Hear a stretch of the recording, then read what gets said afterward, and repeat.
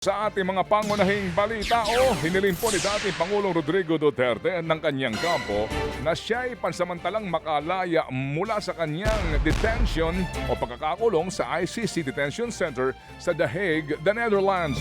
Sa kanila pong petisyon, sinabi po ng abogado ni dating Pangulong Digong na si Attorney Nicholas Kaufman na may ibang bansa na handang tumanggap kay Duterte habang hindi pa po nagkakaroon ng pagdinig sa kanyang kaso.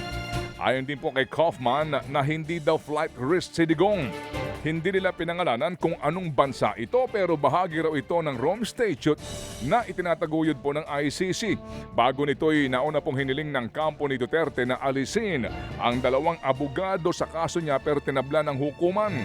Actually, hindi abogado ito, dalawang hukom.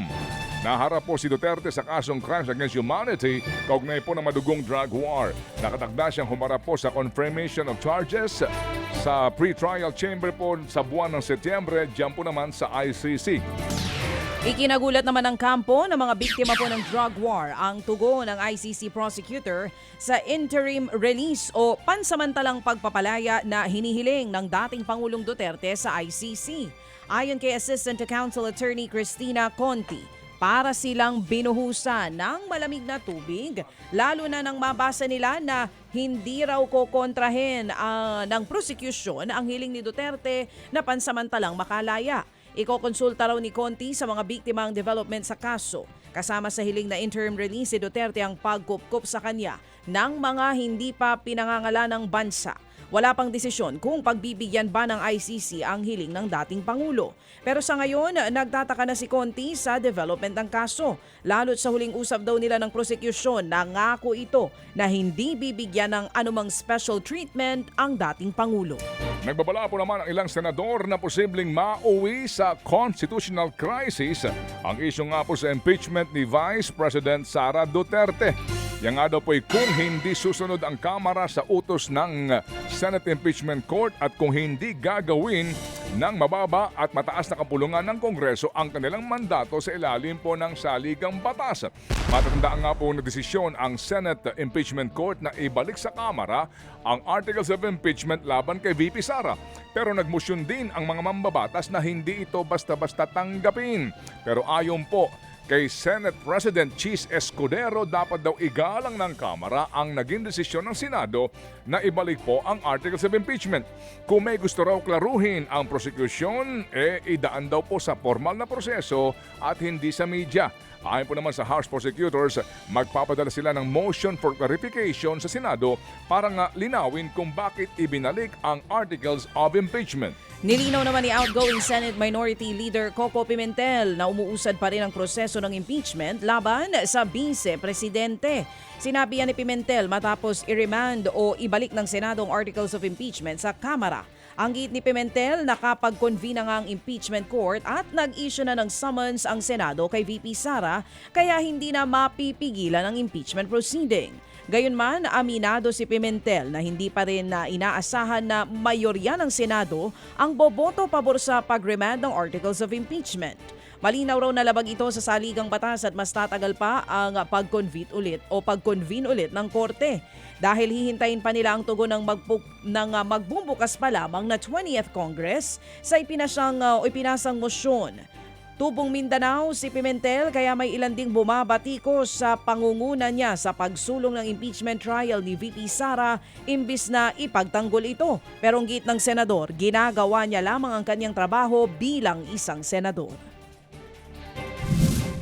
Yan po ang pagkaintindi ko sa konstitusyon. Pagka magkaroon na ng trial at darating na tayo sa panahon na kailangan na magdesisyon, ay ipapairal ko po yung cold neutrality of an impartial judge. Titingin ako sa ebidensya. Pag walang ebidensya, handa akong mag-acquit.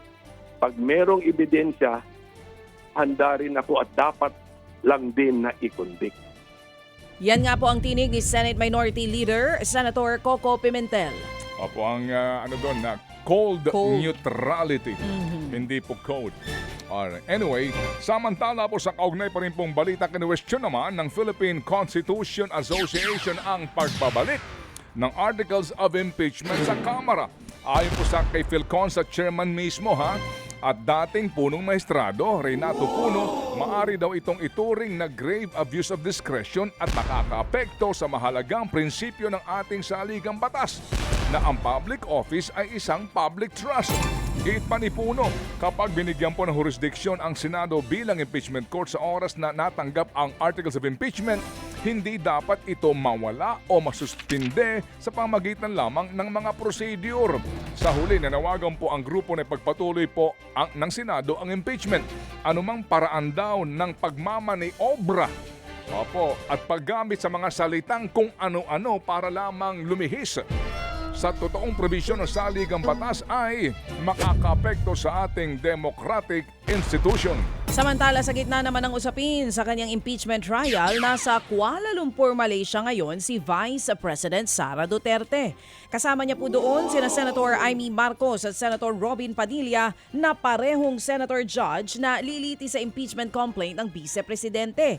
Ayon kay VP Sara, madalas niyang kasama ngayon ang ate ng Pangulo dahil ito raw ang inaasahan niyang magbabalik sa dating Pangulong Duterte na nakakulong ngayon sa The Hague. Inimbita ko si Senator Amy Marcos kung saan man ako pumupunta, dinadala-dala ko siya. Kasi sinasabi ko sa kanya, hindi ako ang magbabalik kay dating Pangulong Duterte sa Pilipinas. Para siyang naka-hostage. Bibitawan ko lang yan siya kapag si dating Pangulong Duterte ay nabalik na sa Davao City. Yan nga po ang tinig ni Vice President Sara Duterte. Samantala, naging abala naman po kahapon ang Pangulong Bongbong Marcos sa paggunita sa araw ng Kasarinlan. Nag-alay siya ng bulaklak sa luneta at dumalo sa isang parada sa Quirino Grandstand. Sa talumpati po ng Pangulo, binigyang diin niya ang kahalagahan ng paglaban sa fake news. Dagdag pa niya, ang totoo raw na kalaban ng kalayaan ay ang pagiging manhid sa mga hinaing ng taong bayan. Pananagutan natin hindi lang ang mga umaabuso sa tungkulin, maging ang mga nagkukulang sa paglilingkod. Dahil mas madadama ng Pilipino ang kalayaan kung may pagkain sa hapag, may maayos na transportasyon, may gamot para sa mga may sakit, at may dignidad ang bawat manggagawa. Yan nga po ang tinig ng Pangulong Bongbong Marcos Jr. Sa ilang pang balita, niratipikahan po naman ng Senado ang Bicameral Conference Committee report na nagpapalawig naman sa termino ng mga opisyal ng barangay at sangguniang kabataan. Sa ilalim po ng BICAM report, magiging 4 na taon na mula sa kasalukuyan 3 taon ang kanilang panunungkulan. Pirma na lamang po ni Pangulong Marcos Jr. ang kakailanganin para po maging ganap na batas ang mas mahabang termino ng barangay at SK officials. Sakali nga po maaprobahan, posibleng mausod na ang barangay at SK elections na naka-schedule nga po sa December 1. Dahil dito, pinag-aaralan po ngayon ng COMELEC na iurong din ang voter registration period. Imbis na sa Hulyo, baka ito'y gawin na sa buwan ng Oktubre.